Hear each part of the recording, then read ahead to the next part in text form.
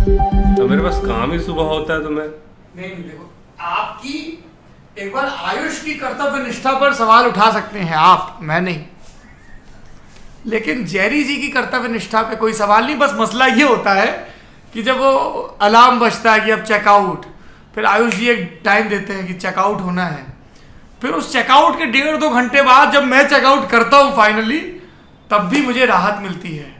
क्योंकि पहले तो मेरे अंदर वो एक अपराध बोध होता है, ओह मेरी वजह से पूरा शेड्यूल लेट हो गया, मैंने लेट चेकआउट किया, एक गाना कम सुन लेता, एक अखबार कम पढ़ लेता। लेकिन फिर जब मैं पूरा चेकआउट करके एक ऐसे अपराधी वाला भाव लेके हौले से आयुष जी के कमरे में दाखिल होता हूँ, तो कमरे में तो कोई नहीं है, सब लोग नीचे वेट कर रहे हैं।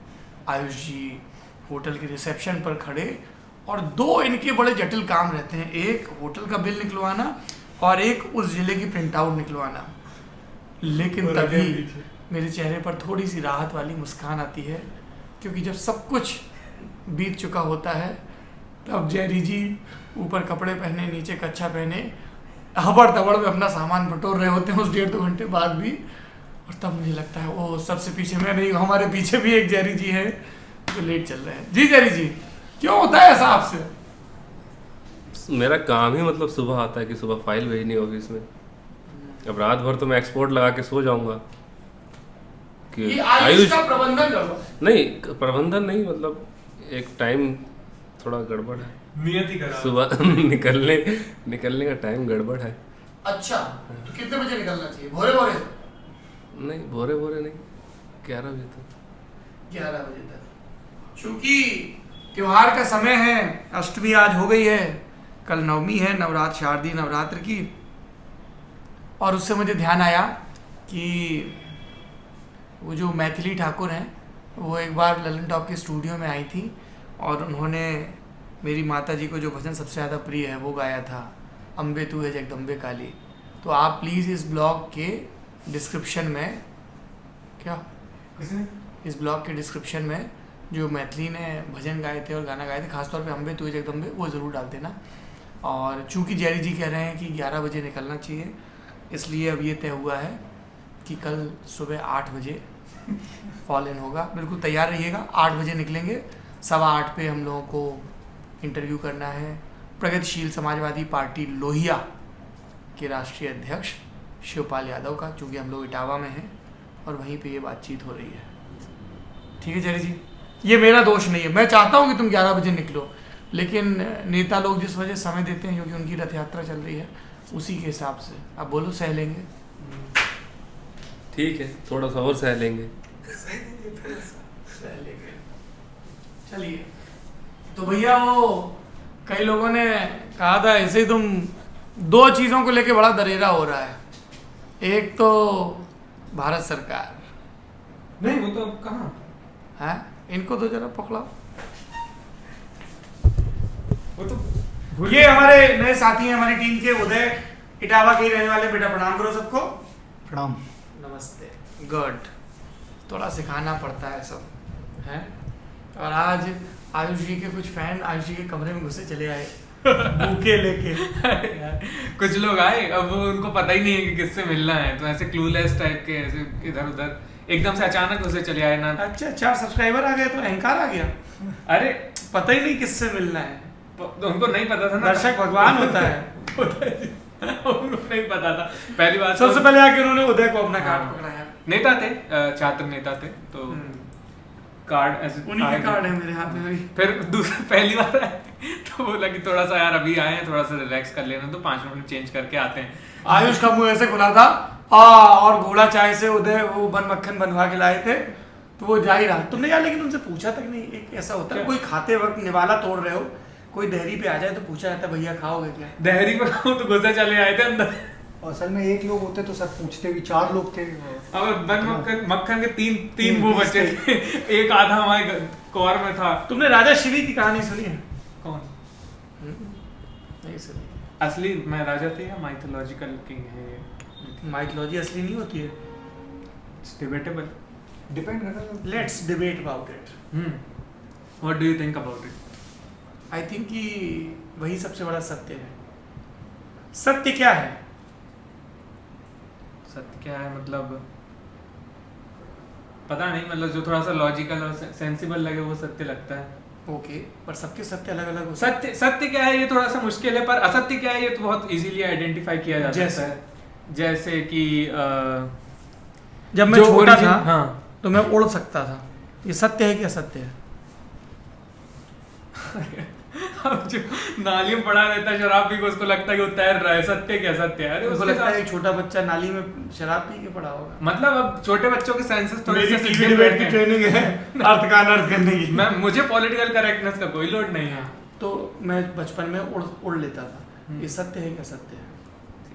फिर आप बड़े हुए ना, बताओ बताओ। मेरे हिसाब असत्य से- है। असत्य कहाँ उड़ लेते थे? एरोप्लेन में तो आप बैठे नहीं होंगे बचपन में। क्यों ऐसा तुमने क्या सोच लिया कि नहीं बैठे होंगे? और ही छोड़ के कोई क्यों जाएगा कहीं पे? हम गए ना वही छोड़ के, देखो वो वही तो छोड़ बड़े के हो गए ढाबा ना। में बैठे हैं। देखो ऐसा है ना कि हमारे जेएनयू प्रोफेसर थे पुरुषोत्तम अग्रवाल, उनका ये कहना था और दुरुस्त कहना था, मैं सहमत हूँ उस चीज़ से। वो जो सब हम किस्से कहानियाँ सुनते हैं वो कहीं ना कहीं किसी ना किसी स्तर पे किसी न किसी का सत्य होते हैं। यदि तुम उसके बारे में सोच पा रहे हो तो वो तुम्हारी कल्पना का सत्य है। थोड़ी बारीक बात है, इसको और खोल के कहता हूँ। जैसे हम लोग माइथोलॉजी पढ़ते हैं, ठीक है, तो माइथोलॉजी किसी की कल्पना का सत्य है, किसी ने सोचा। फिर माइथोलॉजी में अगला आता है कि किसी के व्यवहार में वो अर्जित स्मृति का सत्य आ जाए। जैसे ईश्वर, किसी को लगता है कि क्राइस्ट का रिडेम्पशन हुआ, किसी को लगता है कि मोहम्मद साहब को उपदेश मिले, उन्होंने किया, किसी को लगता है कि राम पुष्पक विमान पे बैठ के वहाँ से आए। कितने हज़ारों लाखों करोड़ों लोगों को लगता है।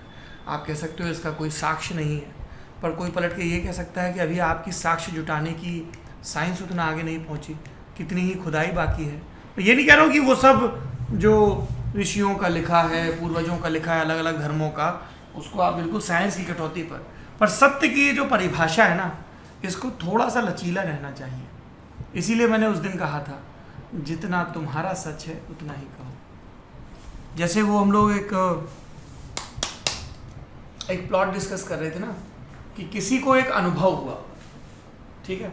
जैसे मैं वरुण ग्रोवर की वो किताब पढ़ रहा था, पेपर चोर, तो उसमें एक कहानी आती है जिसमें वो लोग जादू देखने जाते हैं और जादूगर सबसे आखिरी में जादू दिखाता है, टाइम मशीन वाला जादू, ठीक है। तो इनको लगता है अरे सब तो ट्रेंड होते हैं, हाथ की सफाई होती है, कलाकारी होती है, पहले से ही ऑडियंस में लोग बैठे होते हैं, है ना। तो ये जल्दी से हाथ उठा देता है, जैसे वो कहते हैं ना, आओ हम किसी को अतीत में ले जाएंगे, तो ये तुरंत क्यों, मुझे जाना है, मुझे जाना है। छोटा होता है, छठी साथ में, आ जाओ बेटा, कहाँ जाना है? तो पहले कुछ बोलता है, फिर बोलता है हमको इंडिया का वर्ल्ड कप जीतना देखना है, 1983। बोलते हैं अच्छा वर्ल्ड कप जीतते देखोगे? कपिल देव बोलोगे? हाँ। बोले कपिल देव से फोटो खिंचवानी है।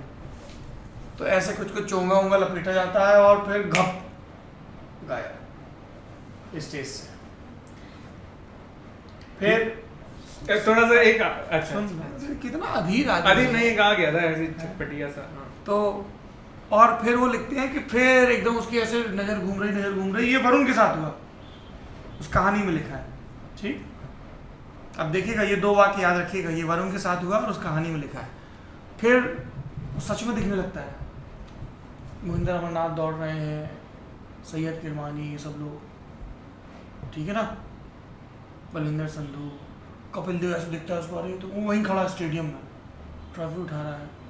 फिर वो जादूगर बोलता है अब चलना पड़ेगा, है ना। और उसके पहले वो साइंटिफिकली एक्सप्लेन भी करता है टाइम और स्पेस का कंसेप्ट। जैसे आप स्पेस में ट्रैवल करते हो ना, हाथ यहाँ से यहाँ तक ट्रैवल किया, उससे स्पेस में ट्रैवल नहीं किया, टाइम में भी ट्रैवल किया। जब यहाँ था तब कुछ और टाइम था, सड़क होती है ना जैसे वैसे, तो वो अड़ जाता है, नहीं नहीं फोटो तो चाहिए, ऑटोग्राफ ही दिलवा दो। फिर कहीं से एक बल्ला आता है, उसमें ऑटोग्राफ होता है, और फिर वापस वो कहता है वापस चलना पड़ेगा, ऐसे हाथ पकड़ता है और फिर एकदम से चीख सुनाई देती है स्टेज पे, वो स्टेज पे होता है। बाद में वरुण खुलासा करता है कि उसमें जादू की ट्रिक क्या थी, लेकिन वो इस बात को मानने को राज़ी नहीं है कि वो उस वक्त स्टेडियम में मौजूद नहीं था। सबको लगता है कि नहीं नहीं वो कुछ ऐसा हो गया था, वैसा हो गया था। तो अब इस तरह की जो घटनाएं हैं उसकी 3 व्याख्याएं हो सकती हैं, ठीक है। और ये तीनों व्याख्याएं हैं, सत्य आपको अपने हिस्से का चुनना पड़ेगा, इससे इतर भी हो सकता है। एक, जब भी इस तरह का कोई बात करता है तो कि ये उसकी फंतासियों का सिला है। उसने सोच लिया, मैंने सोच लिया यार बड़ी ठंड लग रही है, मैं आल्प्स पर्वत के ऊपर हूँ और बिल्कुल वैसे चो रहा है, या मैंने सोच लिया कि मैं चंदन के वन में हूँ। दूसरा हो सकता है कि कोई तुम्हारा दिमागी मसला हो, you need doctor, you need medical attention, ऐसा हो सकता है। या हो सकता है कि कुछ सुपर नेचुरल एक्सपीरियंस हो रहा हो जो मौजूदा साइंस एक्सप्लेन नहीं कर पा रही। मैंने ये नहीं कहा कि वो कभी एक्सप्लेन नहीं हो सकता। जैसे आज से मैं अभी कुछ दिन पहले अपनी गोद में आईपैड रख के वो स्क्विड गेम देख रहा था। मैं सोच रहा था कि आज से कोई 30 साल पहले मुझसे ये कहता, 30 साल पहले मतलब 1991 में, है ना? तब ब्लैक एंड व्हाइट टीवी आ गए थे, कलर टीवी भी आ गए थे, बड़ा वो डब्बा बक्सा था। अरे क्या देख रहे हो, एकदम छोटी सी प्लेट जैसी तुम्हारी गोद में होगी और जब जो चाहोगे देख सकते हो, ये नहीं कि इतने बजे आ रहा। तो मुझे क्या लगता अरे यार ये तो कुछ ज़्यादा ही झोंक दिया। हम लोग जब वो डॉस पढ़ते थे ना कि लैपटॉप होगा, पाम टॉप होगा, मोबाइल क्या है, पाम टॉप है। होगा वाली बात अलग होती है, होगा तो मतलब ठीक है, होगा जब देख लेंगे, लेकिन कोई कहता है कि ऐसा हुआ था और बिना एक्सप्लेन करे ऐसी रिमार्क देके चला जाता है ना, तो फिर अच्छा एक बात बताओ, आज से 200 साल पहले कोई ये बात बोलता कि बहुत बड़े बड़े जानवर होते थे, हाथी से भी 100 गुना बड़े, कोई मानता? नहीं मानता, नहीं मानता ना। लेकिन आज हम जानते हैं कि डायनासोर हुए थे। मैं ये नहीं कह रहा हूँ कि हमने माइथोलॉजी में जो कुछ पढ़ा है सब अक्षरशः सत्य है, पर मैं ये कह रहा हूँ कि गल्प और सत्य का जो मिश्रण है जिससे माइथोलॉजी बनती है उसको ऐसे खारिज नहीं करना चाहिए। आप निथारते तो रहते ही हो, पर उसमें भी ये सोचना चाहिए, जो मैं पुरुषोत्तम अग्रवाल जी का जिक्र कर रहा था हमारे प्रोफेसर का, कि जो गल्प भी है ना वो बहुत सारे समाजों की आकांक्षाओं की अभिव्यक्ति होती है। तो फर्ज करिए कि मान लीजिए मुगलों का ज़माना था या उसके पहले और किसी सल्तनत काल थी, अंग्रेज़ थे या और उससे भी पहले कोई थे।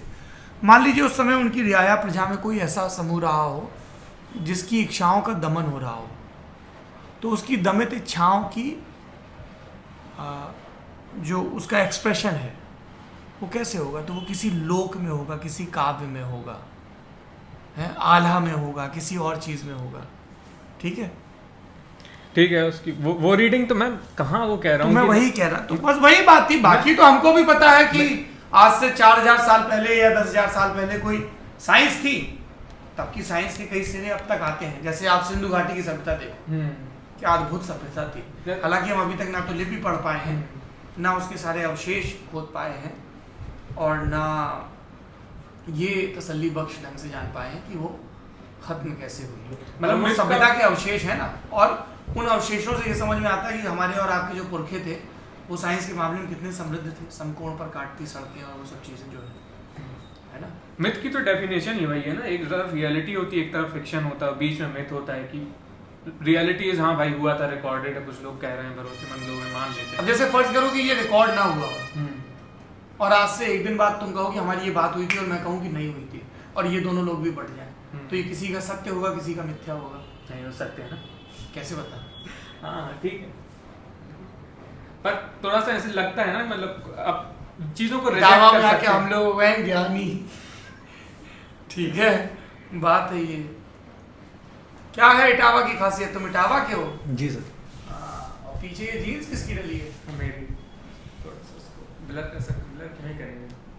लो भैया, टांग अब ठीक है, अरे रखी नहीं, तुम ना रहने उठा रखी रहने दीजिए। अरे वो रखने की जगह नहीं है ना, सोफा। टांग अच्छे से। देखिए इस कमरे में क्या क्या कहाँ, वो जैकेट वहाँ टंगी है, वो एक और वो क्या वहाँ है, गुलदस्ता वहाँ रखा है, जगह कुछ नहीं होती सर। हो सकता है ये भी हमारी जगह ना हो, पर हम यहाँ है ना, जो जहाँ है वो उसकी जगह है sir. If anything is happening. तुम्हारा कोई दोस्त हाल फिलहाल में पहाड़ से आया है क्या? नहीं। पहाड़ से जब लोग लौटते हैं ना, क्योंकि पहाड़ों पे ऋषियों का बसेरा हुआ करता था, ज्ञान विज्ञान की बातें सब पहाड़ों पे से तुम देखो, है ना? तो हमको लग रहा है कि उसके संसर्ग में आके तुम भी ज्ञान की बातें करने लगे। कोई तो ऋषियों की नगरी थी ना, फर्रुखाबाद थी क्या? अभी फर्रुखाबाद से उसका असर है। चंदन इस देश की माटी, तपोभूमि हर ग्राम है। ये हमारे स्कूल में कहा जाता था। जी उदय जी बताइए इटावा के बारे में, ये तो चलता रहेगा। सबसे बड़ी खासियत तो सर सबको पता है, इटावा राजनीति, मतलब यहाँ पे अगर पेशा ही समझते हैं लोग अपना राजनीति, बड़े बड़े नाम हैं, सभी लोग जानते हैं इटावा में बहुत सारे नाम हैं। और अब आने वाली पीढ़ी में भी थोड़ी देर पहले एग्जांपल हम ही लोग देख लिए कि राजनीति किस तरीके से यहाँ पेश है। जो हम लोगों के रूम में 4 राजनीतिक लोग आए थे, तो इस तरीके से मैं तो मानता हूँ सबसे बड़ी खासियत राजनीति। उसके बाद अभी जो मतलब खेती बाड़ी ये सब चीज़ें भी इधर चलती हैं, लेकिन राजनीति मेरे हिसाब से सबसे बड़ा पेशा ही है यहाँ पे, क्योंकि विरासत रही है ना यहाँ की और शहर की। और घोड़ा चाय आपने भी पी के बताई, पहले भी लंदन टॉप भी यहाँ आ चुका है। और खाने पीने में क्या हो गया सर? खाने पीने में यहाँ मठे के आलू की मतलब हाँ। मुझे नहीं लगता आपको कहीं भी मिलेंगे मठे के आलू। मैनपुरी में ज़्यादा अच्छे बनते हैं कि इटावा में? सर गए इटावा से हैं तो अब घोड़ा चाय की ब्रांच वहाँ खुल जाए और यहाँ खुल जाए में अंतर होगा ना सर। इसी तरीके से ये भैया बड़ा दावा कर रहे हैं कि इटावा के मट्ठे के आलू मैनपुरी के मट्ठे के आलू से बेहतर। ठीक है, दिल्ली आइए, बात करेंगे। दिल्ली का तो सब बेटर है। दिल्ली मट्ठे के आलू बनते हैं? मेरे घर में। अच्छा, अभी इटावा हमने कभी बना के खिलाया नहीं यार लॉकडाउन में। लॉकडाउन मेरा एक भाई है गोलू, वो भी बहुत अच्छे बनाता है मट्ठे के आलू। मेरे उसमें फ्रिज पे रेसिपी भी लिखी हुई है। ठीक है, तो हम लोग इटावा आ गए हैं। आज हम लोग 2 गाँव में गए, और एक गांव में तो गए तो स्कूल, और स्कूल के बगल में पंचायत भवन था, और उनका अच्छा काम चल रहा है। तो कौन करवा रहा है, प्रधान कौन है? बोले महिला है। तो थोड़ी देर में एक महिला आ गई, जबकि अमूमन जो प्रधान अगर महिला होती हैं तो प्रधानपति काम करवाते हैं। तो I was very happily surprise कि महिला प्रधान है और यंग लेडी, और खुद खड़े होकर काम करवा रही हैं। फिर थोड़ी देर में प्रधानपति भी आ गए, फिर उनसे एक रोचक संवाद हुआ, उन्होंने कुछ शिकायतें की, तो वो एक हासिल था। और फिर सामने एक भाई साहब रहते थे, उनके यहाँ घोड़ा बंधा हुआ था, उसका नाम था पारस। गुड़िया फीमेल फीमेल थी। पारस नाम था, सफ़ेद रंग की। और उन्होंने कुछ ज्ञान दिया ऑफ कैमरा। फिर हम लोग एक बकुलपुर गांव में गए, बिल्कुल समाजवादी पार्टी का गढ़ वो गांव। तो वहाँ तमाम दलीलें दी गई, और वहाँ पे एक कोटेदार आ गए, पूर्व प्रधान के यहाँ हम लोग बैठे थे, कोटेदार आ गए, वो भाजपा समर्थक थे, और फिर दोनों लोग एक दूसरे की निजी चीज़ें खोदने अरे यार वो अच्छा नहीं लगा, मतलब थोड़े से ऐसे आंखों में आंसू टाइप के आ गए थे उनके। पर्सनल चीजें ले आए यार, पॉलिटिक्स की बातचीत में तो ऐसे कि तुम्हारे लड़के ने गाड़ी चुराई थी ये वो। फिर बोले वो झूठा मुकदमा था, वो सब चीज़ें। फिर उन्होंने कहा भी कि ये सब लोग सपा के, हम भाजपा अकेले हैं, इसलिए अकेले। कहीं भी कोई भी जो अकेला हो ना, है ना, तो उसको देख के लगता है कि यार ये अड़ा हुआ है और खड़ा हुआ है। और अल्पसंख्यक और बहुसंख्यक वाली बात आ जाती है कि जो जहाँ संख्या में कम है ना। जैसे अभी पूरा नेता नगरी में कई लोगों ने कमेंट बॉक्स में लिखा कि आपने सिर्फ कश्मीरी पंडित क्यों लिखा, जबकि हमने जब उसमें वीडियो में बात की तो सिखों की भी बात की थी, दलितों की भी। फिर तो एक ललन टॉप की टीम भी रिपोर्टिंग के लिए गई थी। तो जो जहाँ अल्पसंख्यक है उसके संवैधानिक अधिकारों की बात हो, खैर उसका इससे सीधा संबंध नहीं। तो वो गांव में एक चर्चा हुई ज़ोरदार सी, और उन्होंने तो यहाँ तक कह दिया वो सपा समर्थकों ने कि हमें तो भाजपा हटानी है, उसके लिए चाहे हमको बसपा को वोट देना पड़ा, अगर बसपा आती दिख रही हो तो बसपा को वोट दे देते, ऐसा उन्होंने कहा। तो ये दिखाता है कि पॉलिटिकल अरेंजमेंट कैसा है। और शाम को हम लोग पार्क में पहुंचे। नहीं उन्होंने असली मुद्दा बाद में बताया है। क्या? जब ये रिकॉर्डिंग खत्म हो गई, जब हम लोग चल के गाड़ी की तरफ जाने हाँ लगे, मुझसे आगे कहते हैं भैया जहाँ भी जा रहे हो जिस भी नेता से मिलो उनसे कह देना कि शराब बहुत महंगी कर दी है, ठेका थोड़ा सा पहले 40 पे मिलता था तो मौज रहती थी, 70 में मिलता है। 10 रुपए किराया और 10 रुपए गिलास का लग जाता है, तो मोटा माटी 100 रुपए टूटता है। ऐसी उन्होंने बात कही और सब ठहाका मार के हंसने लगे। शाम को हम लोग पार्क में गए थे, और वहाँ पे भी एक बड़ी रोचक सी बातचीत हुई। एक बड़े स्वैग वाले किसान मिले। हमें शॉर्ट्स निकालने चाहिए गुरु, शॉर्ट्स और रील्स, है ना। जैसे वो कन्नौज में मिले थे बजरंग दल वाले भाई साहब, उनके, और आज वो बिल्कुल एक मीम मटेरियल है कि क्यों नहीं किया। तो उन्होंने पॉज लिया, फिर बोले मन हमारा नहीं किया। स्वैग था। शॉर्ट्स मतलब वो निकल ही जाते हैं, कोई और निकाल देता है, फिर वो खूब चलते भी हैं हम लोग। ठीक, जैसे वो वाला वीडियो बहुत चल रहा है, वो घूम के कई बार हमारे पास भी आ चुका है। गुटखा खाया जो आदमी था। नहीं गुटखा खाए के बाद एक और वायरल हुआ है ना, है? अरे वो तो पहले का था। अरे मैंने बोला ना एक और वीडियो वायरल हो गया जिसमें वो पीलीभीत में मंदिर में वो आदमी नहीं था। अच्छा वो तो हाँ, मोदी जी नारायण हैं, और वो तो सब बहुत ज़्यादा चली। हाँ वो भी बहुत वायरल हुआ। खैर ये सब तो उनकी छाती उस दिन 2 इंच अंदर चली गई होगी। बाई प्रोडक्ट हैं ये सब बातचीत का। कन्नौज में भी काफ़ी चीज़ें पता चली, अतर के कारोबारियों ने कैमरा बंद होने के बाद बहुत सारी चीज़ें बताई। तो अभी हम लोग ऐसे नोट्स भी लेते जा रहे हैं कि जब विधानसभा चुनाव में टीमें आएंगी तब किन चीज़ों पे फोकस करेंगी। और अब इटावा के बाद औरैया, कल गुरुवार का दिन है, कल नेता नगरी का शूट भी है और औरैया का दौरा है। और कल रात को हम लोग पहुंच जाएंगे हमारे गृह जनपद उरई जालौन, ज़िला जालौन, मुख्यालय उरई और तहसील कालपी, ब्लॉक का दौरा, थाना आटा, ग्राम चमारी। तो कल तो उरई पहुंचेंगे। खैर तो कोंच में जाएंगे कल रामलीला देखने। रामनवमी का दिन, रामनवमी नहीं सॉरी, शारदीय नवरात्रि की नवमी है, रामनवमी तो चैत्र में पड़ती है।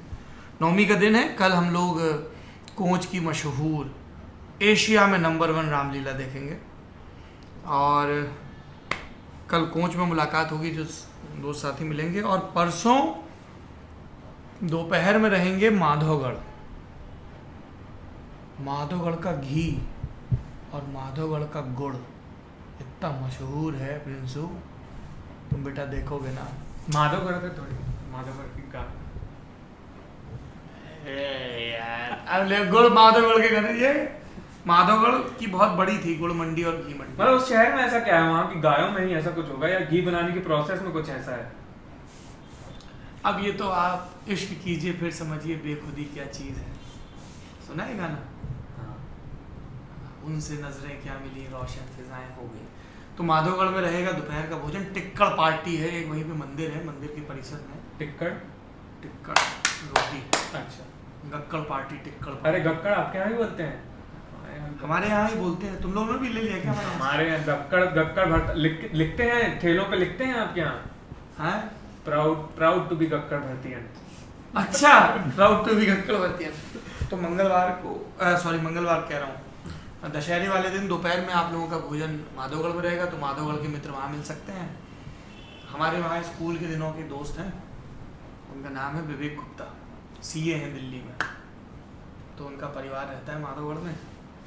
उनको राम जी के नाम से लोग ज़्यादा जानते हैं माधवगढ़ में। अच्छा, वो रामलीला में राम जी बनते हैं? नहीं, उनका नाम है घर का राम जी। अच्छा। तो वहाँ पे रहेगा और दशहरे की राम होगी शाम को हमारे गाँव में। ठीक है। क्या प्रोग्राम है? बड़ी दशहरे की राम होती है, तो उसमें मीठा पान बनता है। और जो लोग तम्बाकू वमाकू खाते हैं, हम तीनों लोग तो खाते नहीं हैं। हाँ भाई जेरी? हम तीनों नहीं खाते। तीनों नहीं खाते हैं। तो दशहरे की राम होगी, बड़े बुजुर्गों से मिला जाएगा। और उसके बाद फिर मैं तुम लोगों को मिलवाऊंगा। अगर कोई दर्शक मिलने आ जाएगा तो उनके साथ बैठकी होगी। कच्चा खाना बनता है।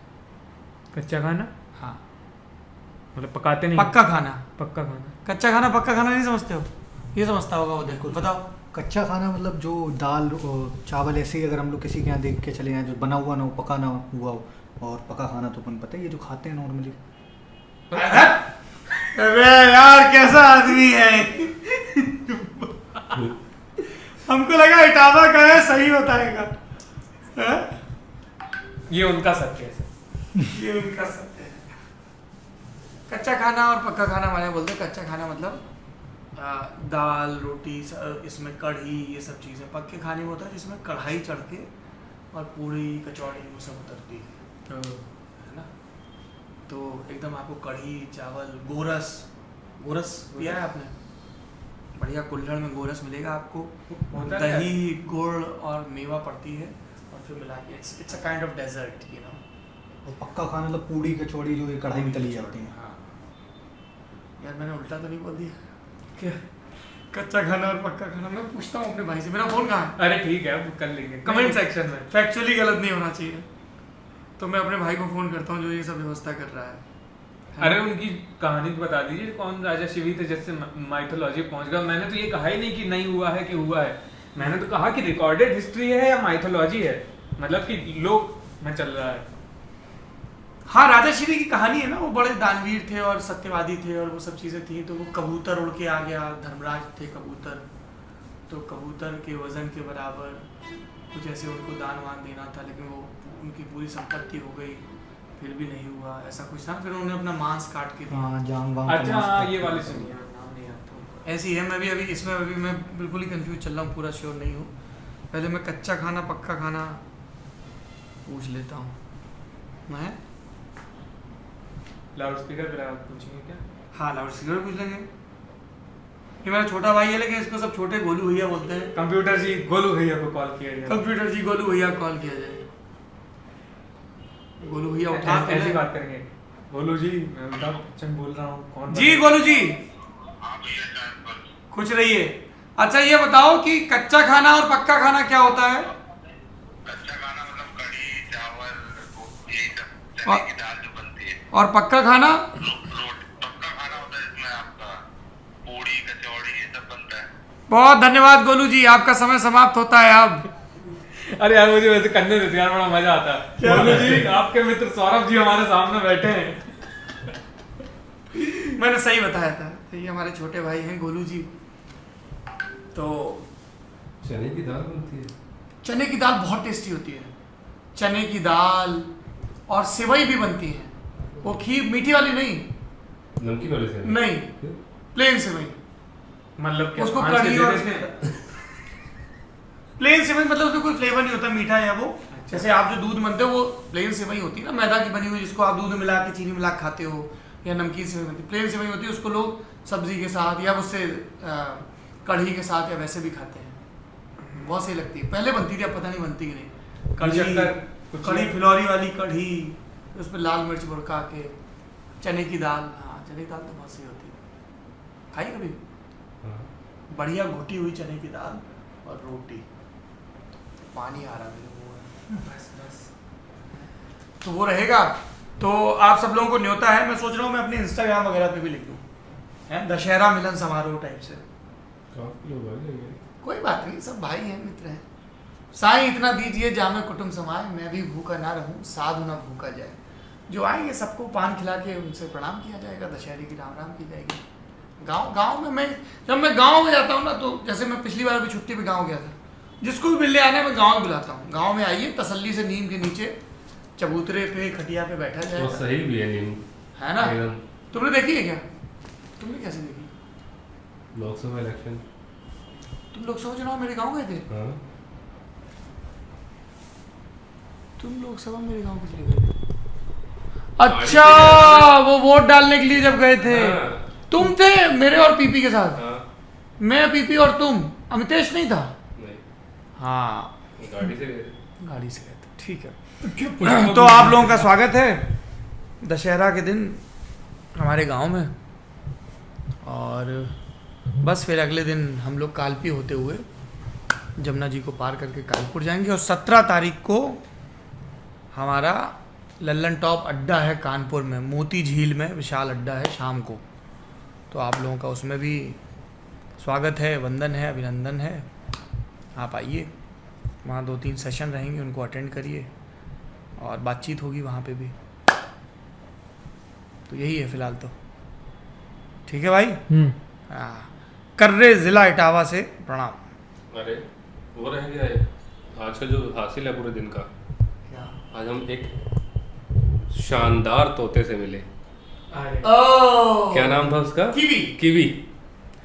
कितना प्यारा तो वो तोता था, और कितना तो बड़ा था। कितना बड़ा था। और मतलब मैं फड़ फड़ फड़ फड़ फड़ फड़ जब उड़ रहा था तो लग एकदम हवा का झोंका लग रहा था आके। हाँ। ये बड़े पंख, गरुड़ पक्षी जब उड़ता होगा। अब ये कहेंगे हेटर्स विल से हाँ। माइथोलॉजी है। तो माइथोलॉजी तो है ही। माइथोलॉजी मतलब हमको पता नहीं है, आपको भी, आपने भी नहीं देखा, हमने भी नहीं देखा, क्या पता किसने देखा, नहीं देखा। यही मैं कह रहा हूँ। क्या कह रहे कि अब तुमने सही बात कही कि हमको नहीं पता है। तो मैंने तो शुरू में सिर्फ माइथोलॉजी कहा था, मैंने थोड़ी ये कहा था कि ये एग्जिस्ट ही नहीं करता, नहीं तो मैं फिक्शन कह देता उसको। हाँ, सेंटर महीम खेल रहे हो? महीम क्या खेल रहे हैं, जो है सो है। आपने हमको सुना ही नहीं। तो भाई आवाज दबाई जा रही है। हाँ। ये और कह दो बस। अरे यार ये और कह दो। कहने को क्या बाकी रह गया है। बढ़िया, चलिए अब आ गए छुट्टी के मोड में। सर एक लाइक कमेंट सब्सक्राइब के साथ एक सहानुभूति का बटन भी देना चाहिए ना। हाँ, सहानुभूति व्यक्त करें। तो वोटिंग खुलवा दे। ये वोटिंग खुलेगी सुबह 6 बजे से। तुम लोग बड़ा तेज एसी चलाते हो। अब आ गए छुट्टी के बोर्ड में, कल नवमी है और रैया में थोड़ा बहुत काम किया जाएगा। शिवपाल यादव के इंटरव्यू के बाद 1-2 गांव और रमाकांत की बालूशाही। जाओ और जाके ढिढोरा पीट दो पूरे जम्मू द्वीप भारत खंडे में। बालूशाही तो रमाकांत बनाता है, खाओगे ना बेटा, तुम्हारा जो दिल है एकदम बाग हो जाएगा। मतलब कोलेस्ट्रॉल से भर जाएगा। नहीं, ये इंडिया हेटर्स का फैलाया मिथ है कि देसी घी से बीमारियां फैलती। देसी घी तो बहुत अच्छा होता है सेहत के लिए, मेहनत करनी चाहिए। अब तुम पढ़े रहो।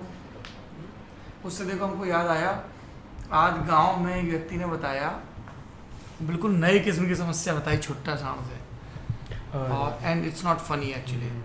उन्होंने कहा जो छुट्टा सांड घूमते हैं गांव में, वो भैंसों के ऊपर चढ़ जाते हैं, भैंस जख्मी भी हो जाती है, बीमार भी हो जाती है। खून की उल्टी करती है ऐसा बता रहे थे। पौंकना उल्टी नहीं होती है। अच्छा, पौंकना मतलब जैसे किसी को दस्त लगते हैं, अच्छा, पौंक रहे, ओ पौंकना वो होता है। पीरियड्स तो पीरियड टाइप नहीं, ब्लीडिंग हो रही थी उनके एनल वाले पार्ट से, तो वो खून पौंक रही थी, मतलब खून निकल रहा था वहाँ से, और अगर इंजर्ड हो गई होंगी तो फिर जाहिर सी बात होगी।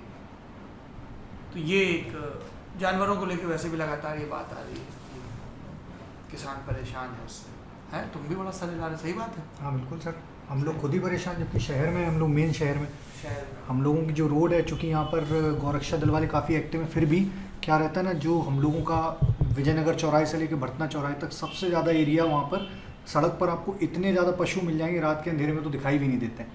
सारे इटावावासी इस चीज़ से परेशान है सर, केवल उस रोड वाले नहीं, आप पूरे भी बाज़ार में भी जाएंगे ना, वहाँ पर भी आपको इतने ज़्यादा पशु मिलेंगे कि बाइक वाले हो गए, कार वाले हो गए, बहुत समस्या हो जाती है। कई बार तो कार वाले हॉर्न देते रहते हैं 5 मिनट तक, तब वो उठते हैं, धीरे से साइड होते हैं, कार वाले निकल जाते हैं, फिर वो वापस बैठ जाते हैं अपनी जगह पे। चलिए, तो इसी तरह के हमारे हासिल होते हैं, अलग अलग जगहों पे जाते हैं, अलग अलग बातें पता चलती हैं। एक बात और कहूँगा आखिरी में, एक वरिष्ठ पत्रकार ने कही, जो पहले रामलीला में रावण का रोल भी करते थे। बता रहे थे कि रामलीला में ना, मैंने कहा चाचा राधे श्याम रामायण से चलता होगा डायलॉग, तो बोले राधे श्याम रामायण से भी चलता है। एक और उन्होंने बताई, रामचरितमानस, सब जगहों से लेते हैं, कुछ नई चीज़ें भी आती हैं। मान लो किसी ने मौजूदा प्रसंग पे कुछ कह दिया तो उसका भी जवाब देना होता है। और फिर उन्होंने एक बात कही कि जो कुछ भी घट रहा है वो सब राम जी को बताना भी तो पड़ेगा ना। तो जो वर्तमान में घट रहा है उसका साक्षी भी राम को रखना है। बोले अगर महंगाई है, कुछ अच्छा हो गया, कुछ बुरा हो गया, है ना। बोले मान लो जोकर का जो किरदार होता है, उसने कह दिया साहब महंगाई है, तो बोले अब उस पर संवाद होगा। तो सब कुछ, मतलब जो मैं तुम बात हो रही थी ना कि कैसे कैसे दर्ज करता है इंसान अलग अलग जगहों पे, ठीक है ना। तो वो बात मुझे बड़ी अच्छी लगी कि जो कुछ भी अभी हो रहा है वो भी तो राम जी को दर्ज कराना पड़ेगा। तो ये हमारा हासिल रहता है, and we are actually very blessed when I think of it, कि हमें इस तरह से गांव शहर में जाने का मौका मिल रहा है, लोगों की ज़िंदगी में दाखिल होने का, उनके सुख दुख को समझने का। ये बहुत जिम्मेदारी का भी काम है, और बहुत ही कृतज्ञता का भी, और बहुत ही मौज का भी, इससे पहले कि आप पूरी तरह सीरियस हो जाएं। सो ऑन दैट नोट, लटाइमो के वरिष्ठ उप सह सचिव प्रिंसू भैया, अरे नहीं, वरिष्ठ उप सह सचिव गौरव भैया हैं। गौरव तो वरिष्ठ तो कोई है ही नहीं ना हमारे पे। वरिष्ठ तो हम लोग वरिष्ठों का सम्मान करते हैं। अब समझ लो इस वाक्य में कितना अर्थवत्ता है, वरिष्ठों का तो सम्मान करते हैं। वो एक किसी लोहिया जी ने कहा था कि डंडी ऐसी खड़ी है, उसको ऐसा कर देना है, वर्टिकल को हॉरिजॉन्टल कर देना है, समाज की डंडी, ठीक है, हायरार्की मिटाने की बात कही थी। तो लटाइयों में हायरार्की नहीं है, लेकिन जो दुनिया की हायरार्की है उसको प्यार देता रहेगा Lallan top Yuva Morcha. Like, comment and subscribe, not Lallan top Yuva Morcha, क्योंकि वो मेंबर्स ओनली क्लब है, काफ़ी ये लोग स्ट्रिक्ट हैं एंट्री को लेके। लटाइमो और मचक, ये दो लल्लन टॉप के क्लब हैं। मचक में तो फिर भी एंट्री हो जाती है, उसकी प्रोसेस है। मचक वाले कहते हैं कि उनका बड़ा सख्त कानून अभी है। एक जन को हायर किया गया है। वो किसको? अमितेश को। अमितेश को मचक में एंट्री मिल गई है। हाँ, उन्होंने अपना एप्लीकेशन भेजा बाकायदा और ये सब ओहो। चीजें ड्यू प्रोसेस। और इससे ज्यादा हम मचक वालों का ये वो है कि आप मचक के बारे में सार्वजनिक प्लेटफॉर्म पे सिर्फ 13 सेकंड बात कर सकते हैं। तो आप देखते रहिए Lalan top UP. Like comment subscribe ऐसे बोलो ना। शेर सुना रहे हो क्या? देखो गंभीर हो गया।